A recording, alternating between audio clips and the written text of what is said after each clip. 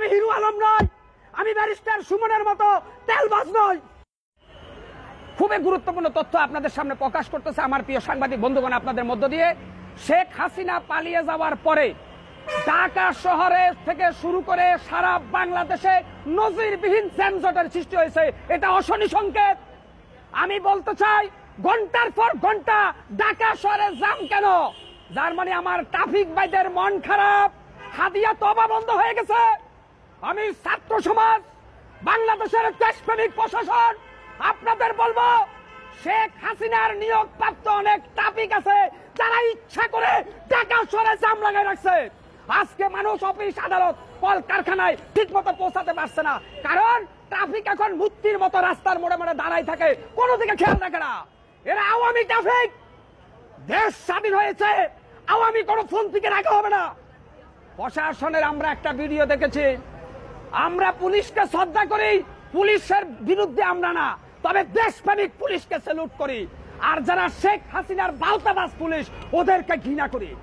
আজকে আপনারা জানেন, আশুলিয়ার একটা জায়গায় 15 থেকে 17 জন ছাত্রের লাশ ব্যানের মধ্যে রেখে পুলিশ আগুন ধরাই দিয়া পুড়িয়ে মারছে। এই পুলিশ হাইনা চায় না, এরা ইসরায়েলি বাহিনী। হাসিনার প্রত্যেকটা সুবিধাবাদী পুলিশ হচ্ছে ইসরায়েলের চাইতে ভয়ঙ্কর কাফের। আজকে আপনারা দেখেন, গতকালকে আমরা খবর পেয়েছি ঢাকা মহানগর পুলিশের সাবেক আইজিপি ওই যে আব্দুল্লাহ আল নোমানকে গ্রেফতার করেছে, আর হলো একেএম শহীদুল হককে গ্রেফতার করেছে। আমরা বলবো, নাটক করবেন না। গ্রেফতার করেছেন, পুলিশ হোক আর ডিসি হোক, আইন অনুযায়ী সর্বোচ্চ শাস্তি নিশ্চিত করতে হবে। না হলে মনে রাখবেন, এদেশের জনগণ রাজপথে একবার রক্ত দিতে শিখে গেছে, আগামী দিনে আরো রক্ত দিতে প্রস্তুত হয়ে যাবে। মনে রাখবেন, এক সময় মানুষ পুলিশকে ভয় পাইত, আর এখন মানুষ পুলিশের সামনে দাঁড়িয়ে মুখামুখি তক্ক করতে শিখে গেছে। অতএব এখন আর ওই পাইতারির সময় নাই। শেখ হাসিনা পালিয়ে যাওয়ার পরে এখনো ওই যে প্রশাসনের যে রদবদল হয়েছে আমরা দেখেছি, শেখ হাসিনার সাজানো প্রশাসন এখনো বলবৎ রয়েছে। এদেরকে পর্যায়ক্রমে দাফে দাফে বদলি করেন, না হলে এরা এই দেশকে শেষ করে দিবে। আমি সংগ্রামী ছাত্র সমাজের ভাইদেরকে বলবো, আমরা দেখেছি আনসার ভেসে নাকি আওয়ামী লীগ ফিরে আসতে চায় ছাত্রলীগ। ওই আনসারের কমান্ডার আব্দুল কাদের স্বেচ্ছাসেবক লীগের নেতা ছিল। বাংলাদেশ সেনাবাহিনীর সূর্য সেনাপতিদেরকে স্যালুট করি, তারা পিঠ মোড়া বান দিয়ে আনসারকে পিটাইয়া বলছে যে বাবা তোমরা কারা? হযরতে কুতুব বলল যে আমরা ওই আব্দুল কাদেরের লোক। আব্দুল কাদের আনসারের কমান্ডার শেখ হাসিনার লোক ছিল। এরা কখনো আনসার রূপে আসে, কখনো রিক্সার ড্রাইভার রূপে আসে, কখনো আবার হিন্দু সম্প্রদায়ের ব্যানারে আসে ছাত্রলীগ।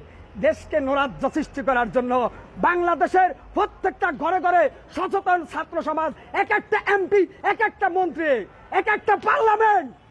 অতএব প্রিয় দেশবাসী, আপনারা জানেন আজকে ঢাকা শহরে ট্রাফিকের কোনো নিয়ম নীতি নাই। এই ট্রাফিক যখন তারা অবৈধ ধান্দা বন্ধ হয়ে গেছে, রাস্তার মোড়ে মোড়ে ট্রাফিক এখন মূর্তির মতো দাঁড়াই থাকে। এদের বিরুদ্ধে ব্যবস্থা গ্রহণ করুন, তদন্ত শুরু করেন। এরা কোন ট্রাফিক? এরা সেই ট্রাফিক, ওই যে কোটার ট্রাফিক। কোটার বাংলাদেশ পুলিশে বড় বড় হাইকমান্ড পুলিশের ওরা সব কোটায় আসছে। এদের থেকে বিসিএস ক্যাডারের যে সার্টিফিকেট, ওইটাও জাল সার্টিফিকেট। প্রশ্নপত্র পাশ করে ওই কোটার মধ্য দিয়ে এরা এসেছে। এরা হাসিনার ট্রাফিক।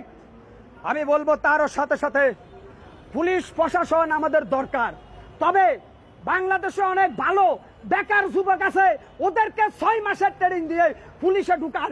আওয়ামী পুলিশকে বহিষ্কার করুন। এই আওয়ামী পুলিশ এটা বড়ই মারাত্মক, এদের চাইল ধরা খুব সহজ না।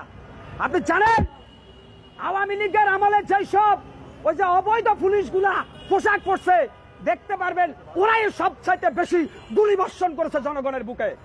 আর আরে ভাই, আন্দোলনে কোথায় ছিলাম ওইটা প্রশ্ন করলে আপনি যাত্রাবাড়ি কাজলে আসেন, ওই ওভারব্রিজের নিচে আমি হকার সাইকেল ছিলাম। যারা আমাকে বলেন যে আমি আন্দোলনের রাজপথে ছিলাম না, আমি আল্লাহর কসম খাইয়া বললাম এই হাসিনা বিরোধী আন্দোলনে আমি ছাত্রদের পাশে ছিলাম নিজের টাকা খরচ করে। এরপরে আপনারা কারা আমাকে সন্দেহ আমি হকার, নিজের টাকায় নিজে চলি, অন্যের টাকায় নয়। অতএব আপনারা যারা আমাকে বলেন যে এতদিন পরে আসছো, দেশ স্বাধীন হওয়ার পরে যখন আন্দোলন হয়েছিল, আরে ভাই যখন আন্দোলন চলছে তখন রক্ত দেওয়ার সময়, তখন বক্তব্য দেওয়ার সময় নয়। আমি হকার সাইফুল সেদিন রক্ত দেওয়ার জন্য রাজপথে ছিলাম। আমরা এই নিয়ত করেছি, বাঁচলে গাজী মরলে শহীদ। আর তোমরা আইসা এখন আমাকে কমেন্ট করো যে হকার সাইফুল কোথায় ছিলা, আন্দোলনে খুঁজে পাওয়া যায় নাই। আরে তুমি ঘরের মধ্যে ফেসবুক চালাইছো, তুমি রাস্তায় নামো নাই। আমি রাস্তায় নামছি, প্রমাণ চাও। যাত্রাবাড়িতে যারা আছে বিভিন্ন ইউনিটের নেতারা, তারা আমাকে দেখেছে, তবে আমার এই চেহারাটা আমি প্রকাশ করি নাই। তো যাই হোক, আমি ডক্টর ইউনূস সাহেব থেকে শুরু করে স্বরাষ্ট্র উপদেষ্টা যারা আছেন, বর্তমান সরকারের উপদেষ্টারা, আপনাদেরকে বলবো এই বাংলাদেশের ট্রাফিক ব্যবস্থাকে এখন পরীক্ষা করুন। এরা কিন্তু দেশটাকে 12টা বাজানোর একটা প্ল্যান করছে। এদের এই প্ল্যানকে নাশাত করে দিতে হলে আমাদের জাতীয় ঐক্যের কোনো বিকল্প নাই।